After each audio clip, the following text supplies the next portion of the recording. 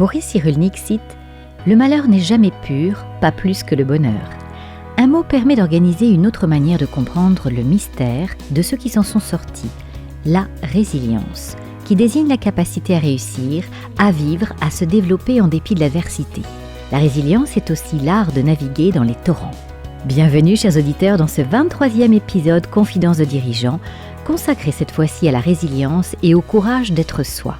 Nous sommes tous confrontés aux aléas de la vie en entreprise ou personnellement.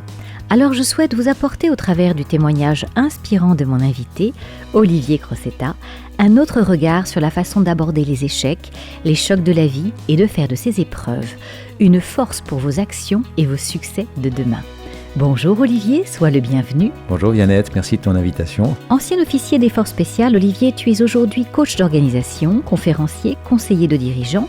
Tu es également reconnu pour ton expertise pointue en leadership, en management, en transformation et en gestion d'entreprise. Tu aides de nombreux dirigeants et managers à modifier leur manière d'agir en les incitant à adopter un management plus responsable, plus social, réconciliant l'humain et la performance. Familier des situations complexes et des environnements instables, tu possèdes une expérience particulièrement riche et variée. Après un parcours remarqué d'officier dans des unités d'élite du ministère de la Défense, Légion étrangère, service action de la DGSE, puis forces spéciales, tu as occupé des fonctions de gestion au sein du comité de direction de Monoprix, puis de direction générale au sein du groupe Chèque Déjeuner, groupe UP, avant de fonder un cabinet spécialisé, Synergie & Co, dans l'amélioration de l'efficacité collective et l'accompagnement des démarches de transformation. Olivier, quel enfant étais-tu et avais-tu un idéal, des passions ? J'étais un enfant timide et réservé, un enfant curieux qui se posait 1000 questions et qui posait de nombreuses questions à son environnement, à son entourage. J'étais un enfant malade. Jusqu'à l'âge de 9 ans, j'ai suivi un régime extrêmement strict. À une époque où on trouvait très peu de produits de substitution qui n'avaient pas de gluten, j'avais une maladie cœliaque. Et à la montagne, au tout début des années 60, voilà, c'était assez compliqué. Mes parents, on n'avait pas accès à l'information libre, et donc mes parents, ne sachant pas précisément tout ce que je pouvais manger, eh bien, du coup, j'ai mangé la même chose pendant des années, et jamais de douceur, jamais de dessert, jamais de gâteau, jusqu'au jour où, à l'âge de 9 ans, je me suis dit, cette vie n'est pas faite pour moi, et je vais en changer. Et qu'est-ce qui s'est passé à ce moment-là ? Eh bien, je suis allé prendre en cachette une boulette de pain que j'ai gardée dans ma poche. Et à l'école, je me suis enfermé dans les toilettes. J'ai longtemps regardé cette boulette de pain et j'ai décidé que, en la mangeant, j'allais guérir de ma maladie. Et c'est ce que j'ai fait. J'ai passé un après-midi où j'étais assez peu attentif à l'école. Je pensais que peut-être j'allais mourir, ce qui n'avait aucun risque de se produire, mais que je ne savais pas, en tout cas pas en conscience. J'ai passé une nuit de terreur en craignant que la mort ne vienne me chercher. J'avais vu, je ne sais où, j'avais une représentation de la mort avec quelqu'un avec comme une capuche de moine et une tête de mort sous sa capuche. Et j'ai passé la nuit, la tête cachée sous ma couette. Enfin, on n'avait pas de couette à l'époque, c'était des draps, des couvertures, des édredons, etc. Et au final, la mort, évidemment, n'est pas venue. Et donc, progressivement, j'ai commencé à manger un tout petit morceau de croissant d'un copain, un petit bout de pain, une petite tartine, jusqu'au moment où je l'ai fait ostensiblement devant mes parents, qui au départ étaient très inquiets et qui m'ont laissé faire quand j'ai insisté en disant que ça se passait bien. Et au final, donc, 1 an et demi plus tard, nous étions chez un médecin qui nous a dit, voilà, a priori, c'était une maladie bénigne, enfin une forme bénigne de la maladie. Et l'enfant que j'étais s'est dit, bénigne, je ne sais pas ce que ça veut dire, mais je crois comprendre qu'en fait, ça veut dire que ça n'était pas grave. Et l'enfant s'est dit, en fait, le médecin n'est pas sage, il ne sait pas tout. Je crois que c'était une forme grave, mais que j'ai guéri par la force de ma volonté. Et ça a tout changé. À partir de ce moment-là, j'ai décidé, 1, que je ne serai plus jamais esclave de mon corps, 2, que je réussirai tout ce que je déciderai. Alors c'était une forme de revanche. Et c'est ce que j'ai fait, ce qui m'a poussé parfois dans des extrêmes, mais qui m'a permis d'avancer sur le chemin sur lequel j'avance depuis de nombreuses décennies. Ton idéal, tes passions ? Alors j'en ai plein. D'abord j'ai eu une passion d'enfant, où j'avais un rêve d'enfant. C'était le rêve de piloter d'abord, et le rêve de devenir un jour cosmonaute pour voler au milieu des étoiles. Je n'ai pas réalisé ce rêve-là parce que j'ai cru en ce que les adultes m'ont dit. Je ne travaillais pas suffisamment à l'école. J'ai arrêté très tôt, à partir du collège, de réviser, de travailler parce que je ne me sentais pas à ma place. Je ne comprenais pas très bien ce qu'on attendait de moi. Je m'ennuyais. Je passais mon temps à regarder par la fenêtre et à me demander mais qu'est-ce qui se passe là-haut, de l'autre côté des montagnes et encore plus haut dans les étoiles, etc. Et donc, lorsqu'au moment du bac, on m'a dit « Tu es nul en maths, donc tu ne seras jamais pilote », Mon rêve s'est effondré, alors que j'ai découvert par la suite, d'ailleurs, qu'il y avait une voie pour les personnes qui n'avaient pas brillé en mathématiques ou dans leurs études, mais qu'on pouvait intégrer par des contrats courts. Et le jour où j'ai compris cela, ça a été un autre grand apprentissage pour moi. Je me suis dit, ok, je n'écouterai plus ce que les autres me disent, surtout quand ils me mettent des bâtons dans les roues, quand ils mettent des obstacles sur mon chemin. Si j'ai un rêve, je me donnerai les moyens et j'irai au bout de mon rêve. Et si ce rêve ne se réalise pas, au moins j'aurai la satisfaction de me dire « j'ai essayé ». Et c'est ce que j'ai fait à partir de là. Olivier, peux-tu nous raconter ton entrée dans la Légion étrangère et pourquoi tu as choisi cette voie si particulière ? Au départ, je n'avais pas du tout imaginé que je serais un jour officier. J'avais fait des études de droit, j'ai fait mon service militaire comme officier appelé, donc 6 mois de classe à Saint-Cyr-Couët-Quidan. Et puis, le classement arrive, c'est le moment où on va être ventilé dans les régiments, où il nous restera 6 mois à faire comme chef de section à l'instruction. En fait, pour former à l'époque les appelés pendant leur classe. Une place est offerte pour la première fois de l'histoire de la Légion étrangère aux EOR, donc aux élèves officiers de réserve. Je suis numéro 2 de la promo.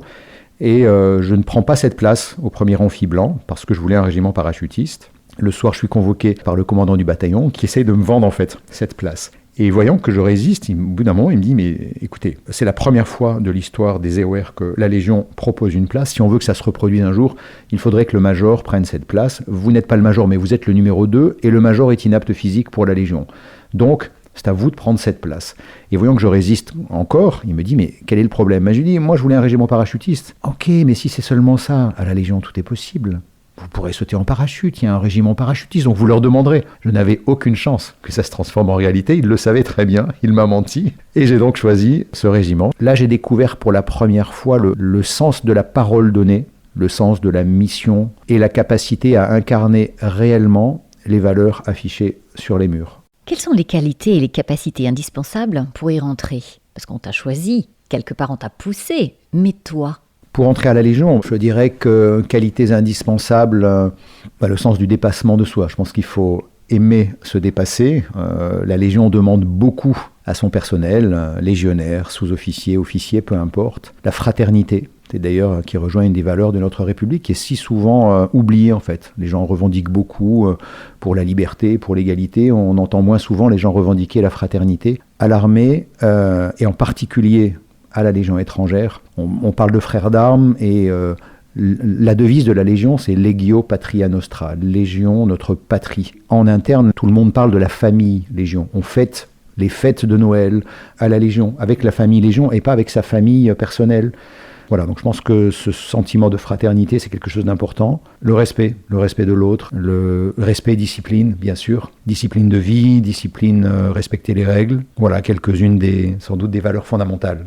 Olivier, qu'as-tu fait après la Légion étrangère ? Alors après 5 ans à la Légion étrangère, je choisis de rejoindre le service action de la DGSE. J'étais à la fois très heureux de ces années passées à la Légion étrangère. J'ai appris énormément dans cet univers. Et en même temps, je trouvais l'environnement un peu lourd à manœuvrer. La limite de la Légion, ce sont des unités extrêmement résilientes, extrêmement efficaces, capables d'encaisser des coups que probablement aucune unité au monde n'est capable d'encaisser. Mais pour plein de raisons, et notamment la barrière de la langue, ce sont des unités qui ne sont pas très très souple à manœuvrer. Et donc j'avais envie d'un environnement beaucoup plus agile, beaucoup plus léger, etc. Et j'étais attiré par le monde de la clandestinité, les nageurs de combat, les gens qui interviennent aussi la nuit, dans l'ombre, etc. Voilà. Et du coup, je décide de rejoindre le service action de la DGSE. Et tu as enchaîné avec les forces spéciales. Alors je passe d'abord 8 années au service action et à l'issue, je rejoins en effet les forces spéciales. Alors dans les deux cas, je dois dire que mon chemin n'était pas tracé dans cette direction. L'armée ne voyait pas d'un bon œil le fait que, dans le premier cas, je choisis de quitter la Légion. J'avais une place dans mon régiment suivant et lorsque me suis débrouillé pour aller passer les tests pour la DGSE par mes propres moyens. Quand ils ont reçu ensuite mon avis de mutation, j'ai été puni pour avoir trahi entre guillemets, en tout cas avoir fait des choses par mes propres moyens et de manière non réglementaire. Donc ça, c'est la première fois où je suis puni. Et puis, lorsque je décide de quitter le service action de la DGSE pour rejoindre les forces spéciales, je suis d'abord la voie réglementaire et donc je suis convoqué par mon bureau de gestion qui m'explique qu'en fait, ils vont m'affecter dans une école pour former des sous-officiers, des militaires du rang à devenir sous-officiers. Et ayant quitté depuis tellement longtemps ce monde conventionnel, dans lequel d'ailleurs je ne me vois pas vraiment de place, je choisis en fait par mes propres moyens, là encore, de me débrouiller pour accéder à mon rêve. Et mon rêve à ce moment-là, je me dis, mais qu'est-ce qui m'intéresserait en dehors du service action? Ce sont les forces spéciales, qui en plus ont l'avantage de ne jamais travailler seul, ce qui est le cas d'un agent secret qui travaille seul. Même quand il travaille en équipe, il n'y a pas de contact physique entre les équipiers, alors que dans les forces spéciales, l'équipe minimale, c'est le trinôme. Et donc du coup, je sentais là que la puissance du collectif allait pouvoir se faire sentir davantage et que j'allais pouvoir travailler davantage en équipe. Qu'est-ce qui t'a inspiré là-bas? Que retiens-tu de cette période? Là encore, j'ai appris beaucoup, pas tellement sur le plan technique, parce que je crois que après tout ce que j'avais appris au service action, je suis même arrivé avec plutôt beaucoup de savoir-faire. En revanche, j'ai appris beaucoup sur moi, sur l'être humain en général, et mon regard a changé, mes croyances en tout cas, sur l'homme, l'homme versus la femme. Pour être tout à fait transparent, j'ai perdu 2 hommes au début de ma carrière à la Légion étrangère. C'est la seule fois de ma carrière où j'ai eu des morts ou des blessés dans mon unité, sous mon propre commandement. J'ai mis un couvercle dessus pendant des années. Je n'ai pas pleuré, parce que depuis petit j'avais compris, ou j'avais cru comprendre qu'un garçon ne pleure pas. J'avais étouffé mes émotions. Et j'ai gardé un trou béant en moi pendant des années. Et lorsque je rejoins les forces spéciales, première mission en Afghanistan, après le 11 septembre, dans les semaines qui suivent, d'abord on voit tomber beaucoup d'hommes autour de nous. Je ne perdrai plus jamais dans mon détachement un seul homme, et du coup, d'où le surnom qui viendra par la suite, le surnom de Baraka que m'avaient attribué ces hommes. Je vois un jour pleurer mes hommes, et là ça m'a bouleversé, et ça m'a même profondément gêné. J'ai trouvé cela impudique en fait. Et j'avais envie de leur dire, arrêtez, sinon vous allez me faire pleurer moi aussi.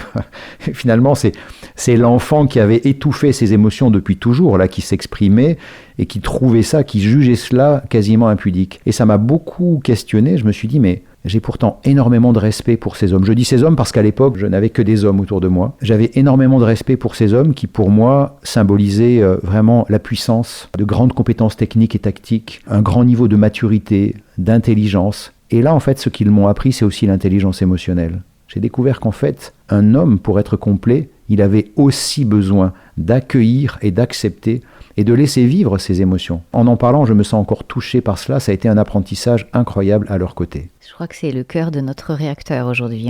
Alors donc, tu as voulu changer de vie professionnelle. Et comment as-tu vécu ton départ des forces spéciales et la bascule dans le monde de l'entreprise? Alors, je l'ai vécu avec beaucoup d'enthousiasme. Donc après 18 ans de service, je décide de quitter l'armée, donc de démissionner et de me lancer à l'assaut de la jungle de l'entreprise pour une nouvelle aventure. Je connaissais bien la vraie jungle puisque j'y avais vécu 2 ans lorsque j'étais officier à la Légion étrangère. La jungle de l'entreprise, je n'en avais qu'une vision très éloignée et décalée. Pour autant, je me croyais adaptable et donc je me suis dit, tout va bien se passer. Tout n'a pas été aussi simple que ça, et ça a sans doute été, après la Légion étrangère et le service action de la DGSE, mon 3e grand choc culturel dans ma vie professionnelle. Est-ce que tu peux nous en parler? Oui, au départ, je rejoins Monoprix, et donc j'arrive, j'ai 40 ou 41 ans. Je rejoins le comité de direction de Monoprix, une entreprise de 20 000 salariés, alors que je suis encore un tout petit bébé dans l'entreprise. Je ne connais rien aux us et coutumes de l'entreprise. J'arrive pour une très belle mission, le directeur général qui m'a recruté m'a fait une belle confiance en me confiant une très grosse mission et en me laissant quasiment carte blanche. Le premier jour, je viens le voir avec mon bloc-notes et mon stylo en lui disant « Écoute Bernardo, dis-moi quelle est ta feuille de route ?» Et il me dit « Mais ma feuille de route, elle est simple, quoi. C'est ce grand projet-là que tu vas diriger pendant 2 ans et demi doit être un succès retentissant. » Voilà. C'est le genre de feuille de route qui me vont bien. À partir de là, je pouvais tracer tout ce que je voulais. Je me suis fixé moi-même les limites, mes objectifs, etc. J'ai commis beaucoup d'erreurs avec les partenaires sociaux, par exemple. Tout de suite, je disais, voilà, il va falloir qu'on négocie certaines choses, donc il faut qu'on cède du terrain. Et puis j'ai découvert que dans la négociation, on n'avait pas toujours le même regard, et que là où moi je disais, ok, on va chacun céder un morceau de terrain pour pouvoir se rejoindre, mon interlocuteur en face, n'étant pas toujours dans la même dynamique, lui ne cédait rien, mais ne prenait immédiatement mon nouveau terrain qui devenait sa nouvelle base de démarrage. Bon, donc au bout d'un moment, j'ai retiré le doigt et le bras de l'engrenage. J'ai fait machine arrière. Petite anecdote avec mes équipes aussi. Un jour, on fait une réunion, on parle d'un sujet et j'ai essayé de faire émerger des pistes de solutions. Je vois que l'équipe et assez peu dans la force de proposition, mais parce qu'en fait, il n'avait pas été habitué à travailler de cette manière jusque-là. Et donc, c'est plutôt moi, à la fin, qui suggère des solutions. Mais quand même, je fais un tour de table en disant, est-ce que c'est OK pour tout le monde? Est-ce que quelqu'un a des choses à dire par rapport à ça, etc. Bon, silence radio. Donc, je dis, OK, donc on y va et on va monitorer cela dans les semaines à venir. Et donc, dans les semaines qui suivent, je vais faire mon tour de France et je vais regarder un petit peu comment les choses sont mises en place. Et puis je vois qu'à un endroit, tiens, dis donc, c'est bleu là ce que tu as fait. Oui, je crois qu'on avait dit vert. Ah non, c'est bleu-vert. Ah d'accord. Et puis là, toi, c'est plutôt bleu très sombre, non? Oui, mais c'est quand même bleu, d'accord. Et puis j'arrive chez un, bon, c'était pas une question de couleur, hein, mais si je caricature, et pour pouvoir faire simple, j'arrive auprès de l'un et je dis, mais c'est rouge ça, non? Il me dit, oui, c'est rouge. Mais on n'avait pas dit qu'on ferait bleu. Et là, il me répond, ah oui, mais non, mais de toute façon, c'était une connerie, en fait. Voilà, il fallait pas faire rouge. Tiens, excuse-moi Eric, si je reprends mon petit carnet, là, non, tu vois, à ce jour-là, tu ne t'es pas exprimé, tu n'as pas dit que c'était pas... Alors comment est-ce qu'on peut savoir si c'est une décision pertinente qu'on a prise, si chacun fait ce qu'il veut? Donc voilà, un exemple de grande surprise au moment de mon arrivée. Et donc j'ai appris de cela, j'ai mis en place de la formation, de l'accompagnement, j'ai posé des règles, j'ai changé aussi un peu ma manière de fonctionner, et on a avancé ensemble pendant 5 ans. Olivier, qu'est-ce qui t'a particulièrement marqué quand tu as découvert l'organisation et le management dans le privé? Alors, bien sûr, je vais parler de mon expérience dans cette entreprise à ce moment-là. Parmi mes grandes surprises, la première, c'est ma sensation de couper les ailes, en fait, de nos collaborateurs. En étant tellement dans le micromanagement, tellement dans l'injonction, tellement directif, qu'en fait, on ne les rend absolument pas acteurs. On leur dit quoi faire, avec qui, comment le faire. Et quand ils le font pas bien, coup de pied aux fesses et t'es recadré. Et voilà. Ça me paraît surprenant, venant d'un monde militaire où, et en particulier dans les dernières années dans les forces spéciales, j'ai fonctionné avec un modèle qui était complètement différent. J'ai été formé à cela, c'est pas moi qui l'ai inventé du tout. Mais j'ai eu la chance d'en bénéficier. Et c'est là que j'ai découvert la puissance du collectif. Quand on met en puissance les individus au sens de l'empowerment anglo-saxon, voilà, je te donne de la puissance et je te fais confiance. En même temps, je fixe un cadre de contraintes. Je vais t'aider à grandir pour pouvoir occuper tout l'espace à ta disposition, pour devenir force de proposition, pour prendre en main tes missions, pour développer ce que les Navy Seals appellent l'ownership, pour que tu sois propriétaire de tes missions, etc. C'était une première grosse surprise dans cette manière de manager. Il y a une autre chose qui m'a vraiment déstabilisé, c'est que j'étais habitué à la menace. Là, pour le coup, c'était pas une surprise venant après avoir fait 18 ans dans le monde militaire, avec un parcours qui était quand même très, très opérationnel. En revanche, ma surprise, c'était de découvrir que moi, j'avais été habitué à combattre la menace à l'extérieur et à y faire front en équipe, y compris en infériorité numérique. Et là, dans l'entreprise, je découvrais qu'en fait, on passait énormément de temps et d'énergie à se protéger les uns et les autres face aux menaces qui étaient à l'intérieur de l'entreprise. Les gens qui venaient me caresser dans le sens du poil étaient ceux qui, dans mon dos, allaient dire telle ou telle chose au directeur général, colporter telle rumeur, etc. Avec un mode de fonctionnement qui était plus proche, de mon avis à l'époque, d'une cour de rois moyenâgeux que d'une entreprise efficiente. Alors encore une fois, je ne dis pas que toutes les entreprises sont comme celle-là. Probablement qu'arrivant d'un monde qui était plutôt favorisé, voilà, le choc était un peu brutal, mais c'est comme cela que je l'ai perçu à ce moment-là. Ça, c'est très intéressant et tu mets le doigt sur des situations qu'on va évoquer juste après, justement, en termes de management. Tu quittes Monoprix pour entrer au sein de Chèque Déjeuner. Exactement. Alors, entre-temps, je fais un executive MBA à HEC. Et pour te dire que le directeur général de l'époque chez Monoprix a tenu parole, c'est l'entreprise qui m'a financé cet executive MBA parce qu'au moment d'intégrer Monoprix, j'envisageais de me le financer moi-même et donc de retarder mon démarrage dans l'entreprise. Et le directeur général de l'époque avait besoin de moi sur ce poste et donc m'avait dit si ce premier gros projet est un succès, dans 2 ans, c'est l'entreprise qui te le financera, ton executive MBA. Et il a tenu parole. Donc vraiment, gratitude. Très jolie conclusion parce que tu as tenu donc ta parole toi aussi. Exactement. Chacun a tenu sa parole et son engagement. Alors donc là, tu as ton MBA, tu rentres chez Chèque Déjeuner. Retiens-tu des choses particulières de cette période ? D'abord, le plaisir de renouer avec l'international. Chez Monoprix, j'étais exclusivement en franco-français pendant 5 ans. Et là, pendant cette période chez Chèque Déjeuner, qui est devenu le groupe Up depuis, en tant que directeur général adjoint international, je passe mon temps à me déplacer. dans des filiales qui ne sont pas des SCOP, ce qui est le cas de la maison mère en France, et qui n'attendent qu'une chose, c'est un patron qui leur redonne la vision, qui remette un petit peu d'énergie. Et à l'époque, j'avais dit à un ami, ok, il faut que j'y aille doucement parce que j'ai toujours tendance à aller un peu fort et un peu vite. Et donc, voilà, je vais essayer de pas y aller trop fort. Et en fait, au bout de quelques mois, c'est pas moi qui tirais du tout. Ce sont les équipes qui poussaient. On avait mis en place énormément d'échanges croisés entre les filiales. On avait des réunions où on travaillait sur des cas concrets de telle filiale, mais qui finalement parlaient aussi aux autres. Comment faire mieux demain, etc. On s'inspirait de certaines lectures. Et voilà, au final, là encore, on a eu de belles victoires. On a gagné quelques belles parts de marché. Et avec ce plaisir, voilà, de renouer avec un tas d'embarcations rapides, en fait. Voilà, il y avait la maison mère en France qui avançait très bien à son rythme. Et puis, il y avait toutes ces filiales, ces SAS à l'étranger qui me rappelaient mon passé dans les forces spéciales.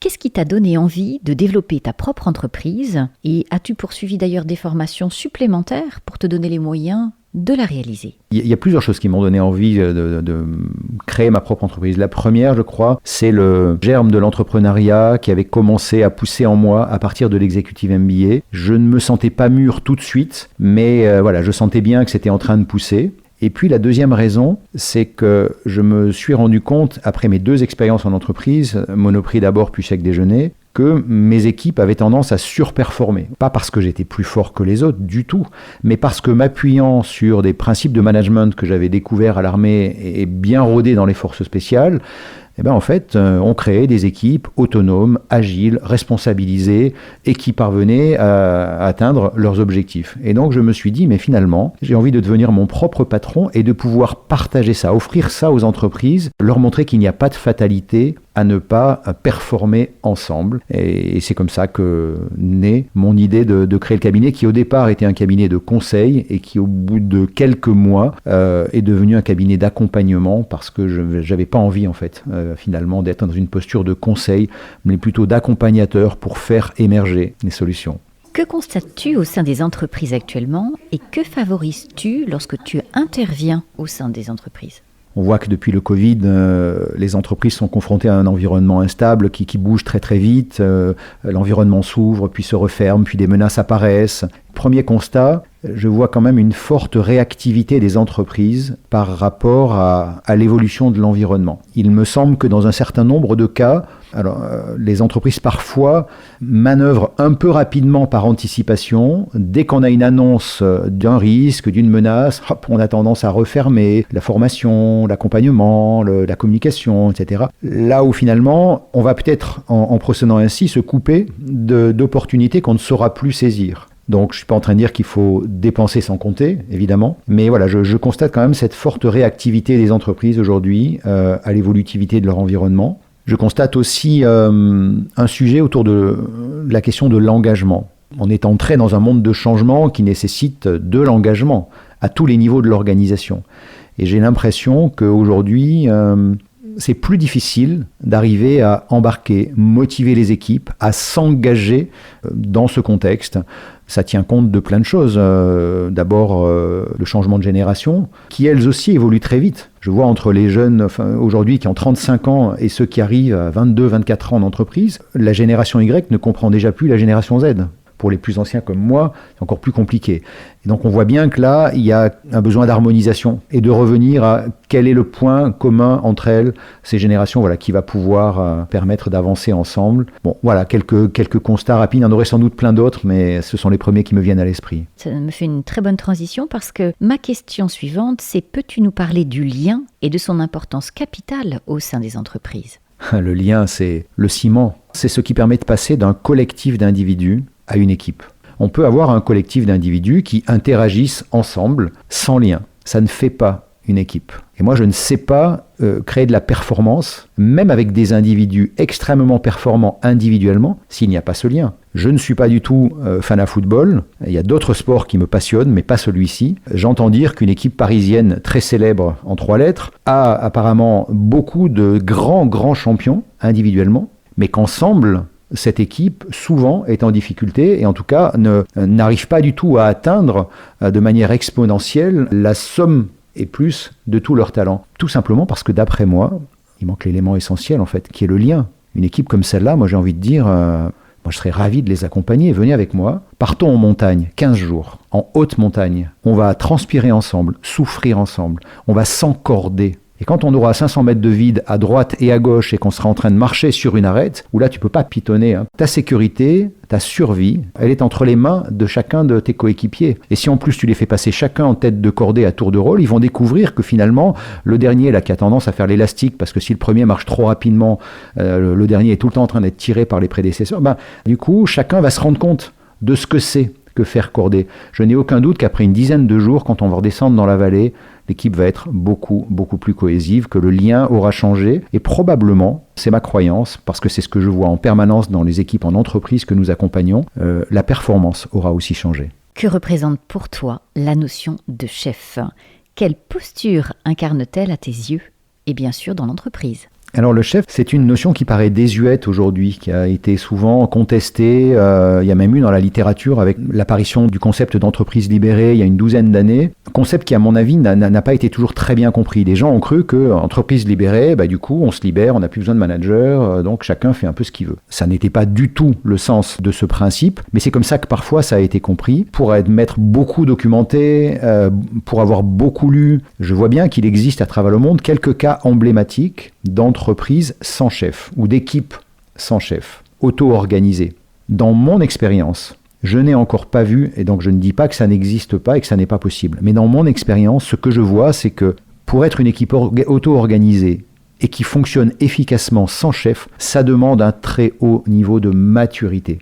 Et dans les cas que j'ai rencontrés, parce qu'on nous demandait d'intervenir dans des entreprises qui avaient mis en pratique cela et qui voulaient revenir en arrière parce que ça ne fonctionnait pas, en fait, les équipes n'avaient pas atteint ce niveau de maturité suffisant pour arriver à décider. C'est difficile quand on se met à plusieurs de décider s'il n'y a pas de chef. Et il me semble que c'est Churchill qui disait, pour décider, il faut être un nombre impair inférieur à 3. Donc en tout cas, pour moi, cette notion de chef, elle est aujourd'hui très importante, sinon essentielle, mais un chef qui soit un vrai chef, pas un petit chef. Le chef qui incarne l'autorité, le chef qui va faire grandir ses équipiers, le chef qui va reposer le cadre aussi, le chef qui surtout partage la vision pour inspirer et montrer dans quelle direction on avance et qui en même temps va laisser la main sur le comment les équipes vont pouvoir atteindre les objectifs. J'ai énormément de respect et la conviction que ce type de chef, pour moi, a du sens et créateur de valeur dans l'entreprise, évidemment. Et pas seulement dans l'entreprise, pardon, bien-être, mais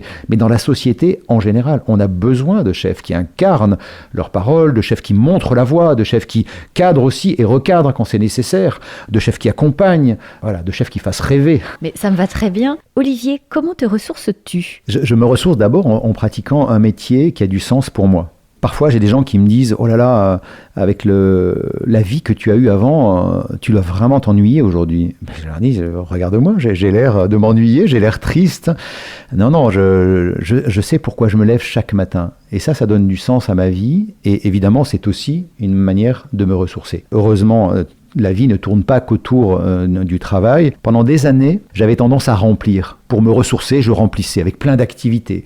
Beaucoup de sport, beaucoup de voyages, beaucoup de rencontres, beaucoup d'associatives. Alors, est-ce que ça me donnait l'impression d'exister ? En même temps, ça répondait aussi à plein de curiosités, mon besoin d'avoir envie d'être ici et là-bas aussi, etc.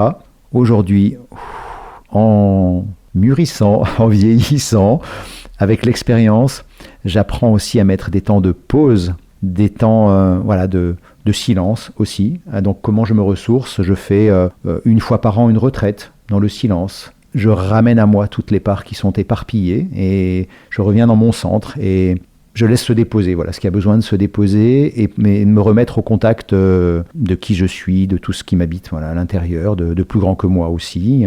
Les moments, bien sûr, en famille sont pour moi des moments très ressourçants. Et puis sans doute une hygiène de vie. Voilà, aussi, quand même. Aujourd'hui, je fais attention davantage à mon sommeil. Pendant longtemps, je me couchais très tard, je me levais très tôt. Voilà comment je fais aujourd'hui pour me ressourcer. Quels sont les conseils que tu donnerais aux dirigeants actuellement qui peuvent traverser des situations difficiles au regard de la situation économique notamment, mais aussi dans leur management ou dans leur recrutement ? Parce qu'il faut pouvoir attirer les talents. C'est presque une question à tiroir que tu poses là, tellement importante, tellement juste. La première chose, c'est de sortir du piège de la solitude du management, du manager. Voilà, il y avait à l'armée ce qu'on appelait le risque de la solitude du commandement. Il y a le même risque de solitude dans le management en entreprise. Et plus la situation se tend, plus on a souvent tendance à se replier sur soi. Là où, à ce moment-là, on a besoin, au contraire, je crois, de partager un peu de son fardeau, ne serait-ce qu'en l'exprimant. Qu'est-ce qui est difficile pour nous en ce moment ? Comment on pourrait faire ? Aller chercher de nouvelles pistes. Donc, première chose, se méfier du piège de la solitude du manager. Je crois aujourd'hui que les dirigeants et les managers aujourd'hui sont tellement sollicités dans ce monde qui bouge tellement vite. Là encore, une seule personne ne peut plus avoir les réponses à toutes les questions. D'où l'importance, là encore, de s'appuyer sur d'autres, de partager, de prendre soin également de soi. Je suis en train de mettre en place une manière d'accompagner les dirigeants et les managers aujourd'hui, un peu comme des sportifs de haut niveau, en intégrant aussi la dimension de l'hygiène de vie, du sommeil, de l'alimentation, de tes pensées, ramener de l'air, du calme, du silence pour pouvoir prendre de la hauteur plus que jamais, je crois.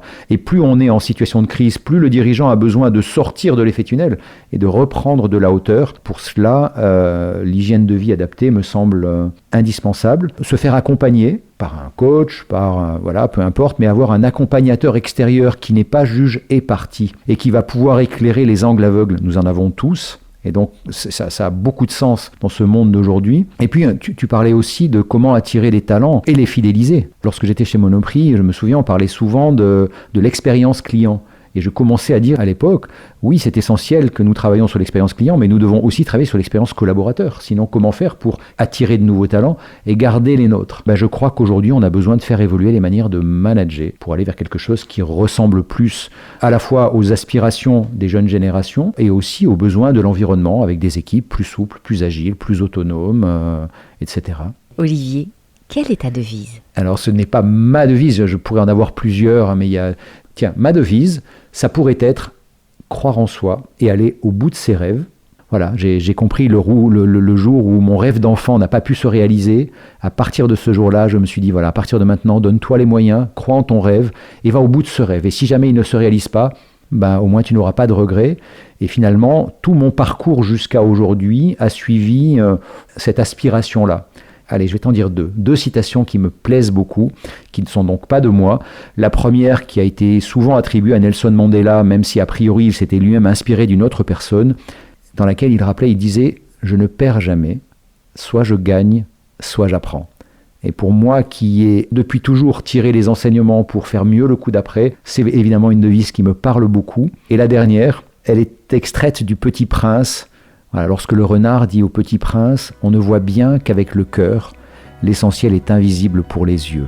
Olivier, je te remercie beaucoup de nous avoir emportés dans le tourbillon de ton incroyable parcours, tellement inspirant et si riche en rebondissements.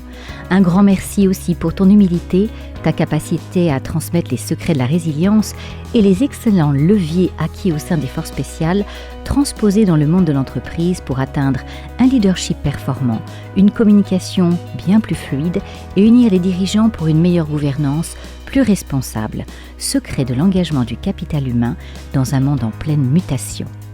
Chers auditeurs, je vous retrouve avec grand plaisir pour un prochain épisode. À très bientôt.